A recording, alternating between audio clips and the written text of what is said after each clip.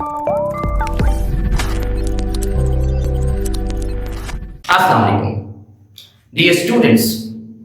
आज का हमारा topic chapter number 2 vectors and equilibrium से यूनिट वेक्टर है।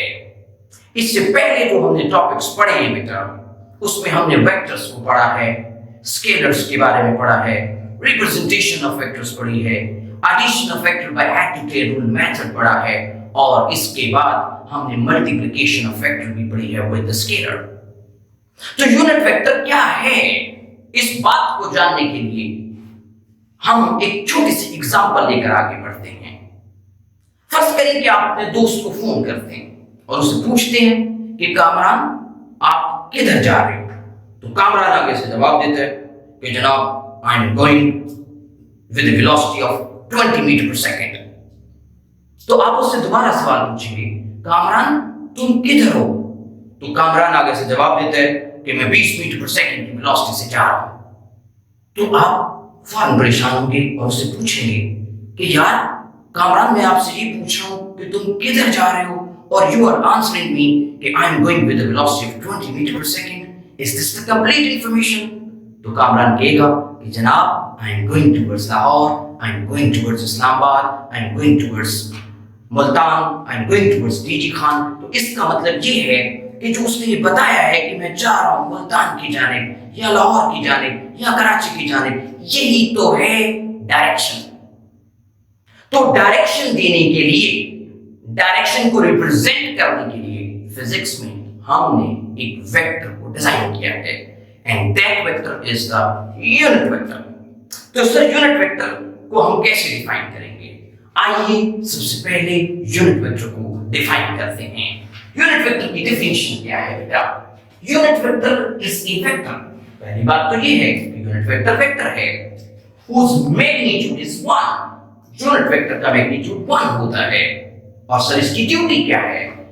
And it is used to specify the direction of a given vector. एक vector की डायरेक्शन बताने के लिए इसको इस्तेमाल किया जाता है। आप ये पूछेंगे कि सर सवाल ये पैदा होता है कि क्या हर वेक्टर की डायरेक्शन होती है? तो इसका जवाब है हाँ। जिसकी डायरेक्शन नहीं है वो तो वेक्टर ही नहीं है, वो तो स्केलर है। तो अगर हर वेक्टर की डायरेक्शन है तो हर वेक्टर का यूनिट वेक्टर होता है। एक्चुअल में every vector is actually the product of its magnitude in unit vector। Sir कहना क्या चाह रहे हैं? मैं ये कहना चाहता हूं बेटा कि हर वेक्टर जो है वो प्रोडक्ट है किसका सर?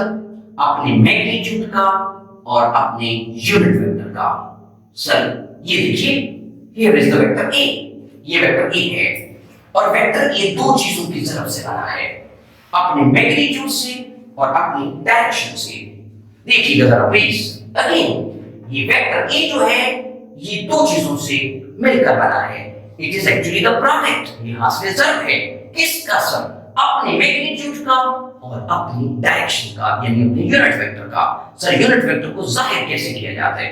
वेक्टर के ऊपर कैप लगाई जाती है। यहां पर ये देखिए, ये ए कैप जो है it is actually the unit vector of vector A. Now the question is, unit vector जो है उसका फार्मूला हम यहां से निकालेंगे। सर यूनिट वेक्टर का फार्मूला क्या बनेगा? आप इस तरह करें कि ये जो वेक्टर का मैग्नीट्यूड है इसको उठाकर दूसरी तरफ लेकर जाएं।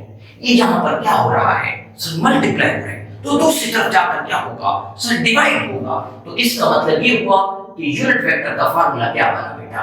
ये देखिएगा please, a cap is equal to vector divided by its magnitude. किसी भी वेक्टर का यूनिट वेक्टर हासिल करने का तरीकाकार क्या है? यूनिट वेक्टर हासिल करने का तरीकाकार ये है बेटा जी कि आपने वेक्टर को उसके मैग्नीट्यूड पर डिवाइड कर देना है। So I can say that unit vector is obtained by dividing the vector to its magnitude. Sir एक बात है, वैसे क्या यहां से हम मैग्नीट्यूड का फार्मूला निकाल सकते हैं? जी यहां से अगर हम मैग्नीट्यूड का फार्मूला निकालते हैं, यानी वेक्टर का मैग्नीट्यूड किसके बराबर बनेगा? ये देखिएगा, a मॉड को आप उस तरफ लेकर जाएं और यूनिट वेक्टर को आप इस तरफ लेकर आएं, तो यहां पर क्या आएगा? Vector divided by its unit vector.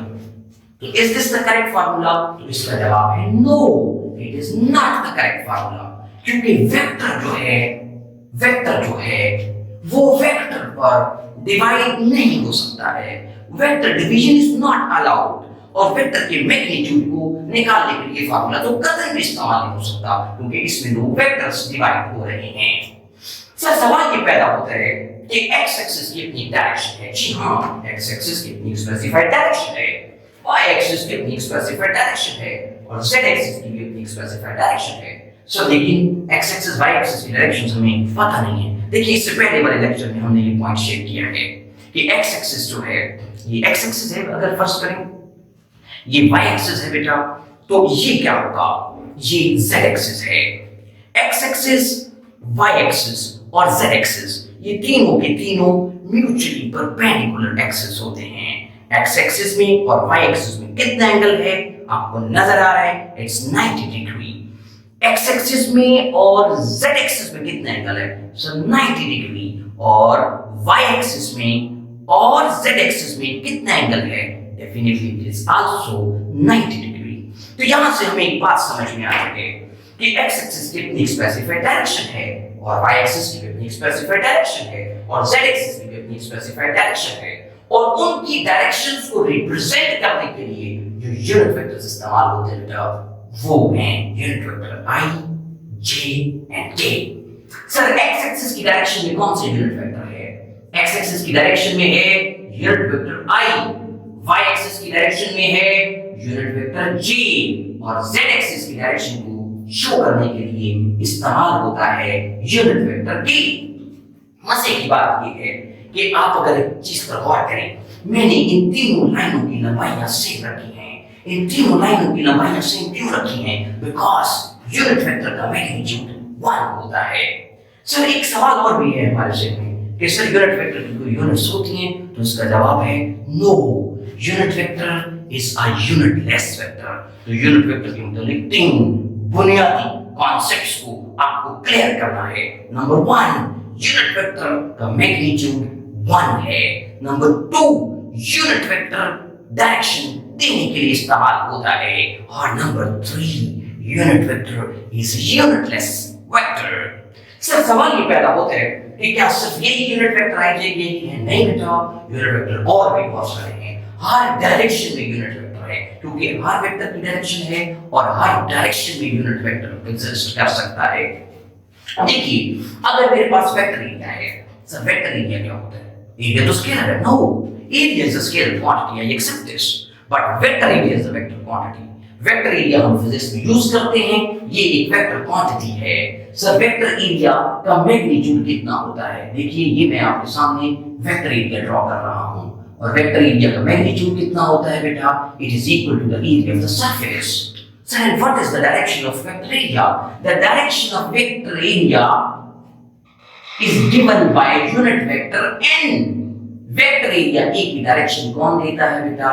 Unit vector n, and it is normal to the surface. ये सरफेस पर नॉर्मल होता है। सर यूनिट वेक्टर किसी पोजीशन वेक्टर का भी हो सकता है। सर पोजीशन वेक्टर क्या है आगे जाकर हम पढ़ेंगे, लेकिन यहाँ पर सिर्फ इतनी सी बात बता देना जरूरी है कि position vector is a vector which is used to locate the position of a particle. Position vector एक वेक्टर है जिसकी मदद से हम किसी पार्टिकल की पोजीशन को लोकेट करते हैं। तो पोजीशन वेक्टर का यूनिट वेक्टर क्या होगा? r cap. ये देखिएगा प्लीज, ये है वेक्टर r, ये क्या है जी? वेक्टर r है। तो इस वेक्टर r का इन पोजीशन वेक्टर r है, इस पोजीशन वेक्टर r का यूनिट वेक्टर क्या होगा? इस पोजीशन वेक्टर r का यूनिट वेक्टर क्या है बेटा? दैट इज r कैप है। सर यूनिट वेक्टर जो है वो तो ठीक है सर, सर वेक्टर को यूनिट वेक्टर की टर्म्स में रिप्रेजेंट कैसे करते हैं? तो आइए एक सादा एग्जांपल लेते हैं, और उसमें मैं वेक्टर को उसके यूनिट वेक्टर की टर्म्स में आपको लिखना सिखाऊंगा।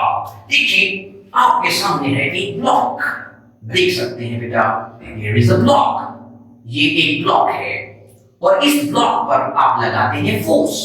सर फोर्स कितनी लगा रहे हैं? सर आप फोर्स लगा रहे हैं, फोर्स की वैल्यू है बेटा 5 न्यूटन, और लगा किधर को रही है? सर टूवर्ड्स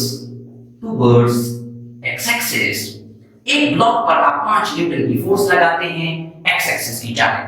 अब आपने इस वेक्टर को in terms of unit vector लिखना है। तो आप कैसे लिखेंगे? आप लिखेंगे फोर्स F किसके इक्वल है? आप लिखेंगे फोर्स F बराबर है 5 Newton is the magnitude of the force. और यहां पर आपने लिखा 5 unit vector I Newton. Sir unit vector I क्यों इस्तेमाल हुआ? जनाब फोर्स की डायरेक्शन किधर को है? सर एक्स एक्सिस के अलोंग है। तो जाहिर है अगर फोर्स की डायरेक्शन एक्स एक्सिस के अलोंग है तो फिर आप यहां पर एक्स एक्सिस की डायरेक्शन का यूनिट वेक्टर लगाएंगे which is unit vector I। अब आप ये पूछते हैं मुझसे कि सर एक बात बताइए, आप ये कहते हैं कि फोर्स एक्स एक्सिस के अलोंग है तो हमें ये वाला फार्मूला यहां से जस्टिफाई करके दिखाएं। कौन सा फार्मूला? ये वाला। ये क्या है? सर ये है कि वेक्टर को उसके मैग्नीट्यूड पे डिवाइड करें तो यूनिट वेक्टर हासिल होता है। दूसरा हमें ये जस्टिफाई करके दिखाएं कि यूनिट वेक्टर यूनिटलेस होता है। तो जनाब ये देखिए, आपको मैं एफ कैप निकाल के दिखाता हूं। एफ कैप कौन है सर?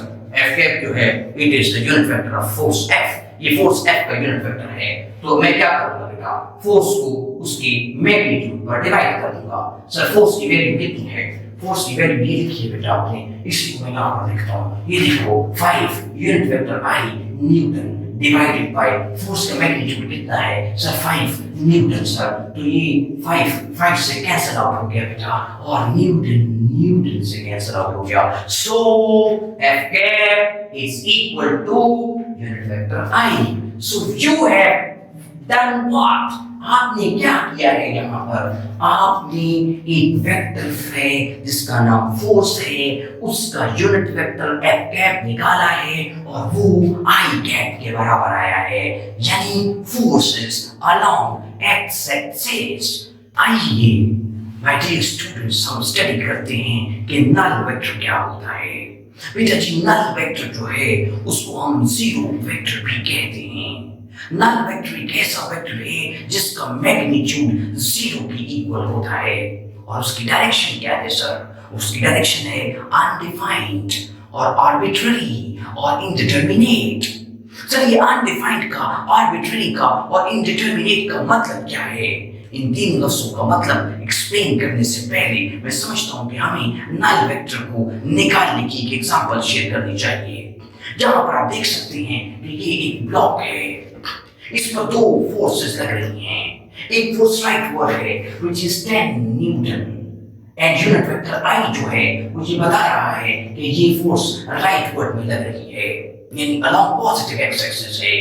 और दूसरी फोर्स जो है ये 10 न्यूटन की है मगर ये किधर को लग रही है? Towards negative x axis. अगर हम इन दोनों फोर्सेस की रिजल्टेंट फोर्स निकालें तो वो कैसे निकालेंगे? सर F1 को और F2 को सिंपली ऐड कर देंगे। जब मैं इस फोर्स को F1 को F2 में ऐड करता हूं बेटा तो देखिए रिजल्ट क्या बनता है। F1 की वैल्यू कितनी है बेटा? 10 यूनिट वेक्टर I है और F2 की वैल्यू कितनी है बेटा? Plus 10 unit vector minus I है। दोनों फोर्सेस न्यूटन में हैं। अब अगर मैं इसको ऐड करता हूं बेटा तो यहाँ पे आएगा 10 unit vector I minus 10 unit vector I और ये दोनों वैल्यूज जो है ये आपस में कैंसिल आउट हो जाएंगी। तो क्या मैं रिजल्ट लिखूंगा? जीरो। इसका जवाब है नो। यहाँ पर रिजल्टेंट फोर्स जो है वो किसके इक्वल है? That is equal to a null vector, क्योंकि दो वेक्टर्स का सम भी एक वेक्टर ही होता है। तो यहाँ पर दो फोर्सेस का सम, दो फोर्सेस का रिजल्टेंट एक वेक्टर ही है और ये वेक्टर जो है ये नल वेक्टर हासिल हो रहा है। अब आप मुझसे पूछेंगे कि सर नल वेक्टर जो है उसका मैग्नीट्यूड तो जीरो है। जी हाँ, तो सर उसकी डायरेक्शन क्या है? उसकी डायरेक्शन है आर्बिट्ररी। तो पहले मैं नल वेक्टर का सिंबल यहाँ पर आपसे शेयर कर दूं। नल वेक्टर का सिंबल है बेटा, आप यहाँ पर लिखते हैं जीरो और उसके ऊपर लगाते हैं एरो। ये है नल वेक्टर का सिंबल। लेकिन सर आर्बिट्ररी डायरेक्शन का मतलब क्या है? आर्बिट्ररी का मतलब है, देखिएगा बेटा, लफ्ज आर्बिट्ररी का मतलब है नो पर्टिकुलर डायरेक्शन। नहीं, मैंने ये नहीं बोला, प्लीज तुम गलत सुन रहे हो बेटा। मैंने ये नहीं बोला नो डायरेक्शन। नो डायरेक्शन हो गई तो वो तो वेक्टर ही ना हुआ, क्योंकि जिसकी डायरेक्शन नहीं है वो वेक्टर नहीं है, वो तो स्केलर हो गया। तो सर क्या मतलब नल वेक्टर की डायरेक्शन होती है? जी हाँ, आप ये कभी भी नहीं कह सकते कि नल वेक्टर की कोई डायरेक्शन नहीं है। अगर नल वेक्टर की डायरेक्शन नहीं है वो तो स्केलर बन जाएगा। तो सर फिर नल वेक्टर की डायरेक्शन क्या होती है? नल वेक्टर की डायरेक्शन है no particular direction. No particular direction. Null vector की डायरेक्शन क्या है? No particular direction. या हम ये कह सकते हैं कि नल वेक्टर की डायरेक्शन आर्बिट्ररी है। इसका मतलब है एवरी डायरेक्शन। सर ये बात समझ में नहीं आ रही। बहुत सारे स्टूडेंट्स कंफ्यूज रहते हैं कि एवरी डायरेक्शन से सर आपकी क्या मतलब है?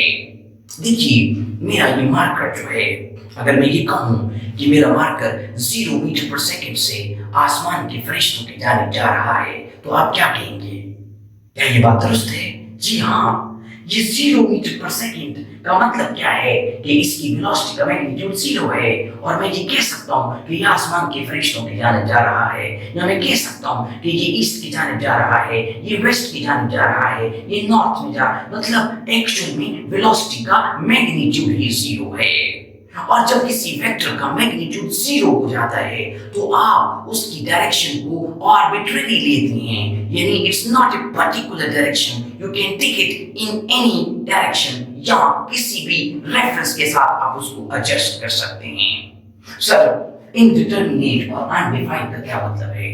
इनडिटरमिनेट और अनडिफाइंड का मतलब है कि नल वेक्टर की जो डायरेक्शन है वो किसी डेफिनेट पैरामीटर्स में नहीं आती, यानी it's not a defined direction. आप ये तो कहते हैं कि डायरेक्शन है, मगर ये कहते हैं कि डायरेक्शन डिफाइंड नहीं है। आप उसको डिफाइन नहीं कर सकते। सर जैसे कि यहाँ पर रिजल्टेंट फोर्स की डायरेक्शन डिफाइंड नहीं है क्योंकि उसका मैग्नीट्यूड 0 हो चुका है। सर अब सवाल ये पैदा होता है कि नल वेक्टर को हासिल कैसे करना है। मैं आपको नल वेक्टर हासिल करने के 3 तरीके कार सिखा रहा हूँ बेटा।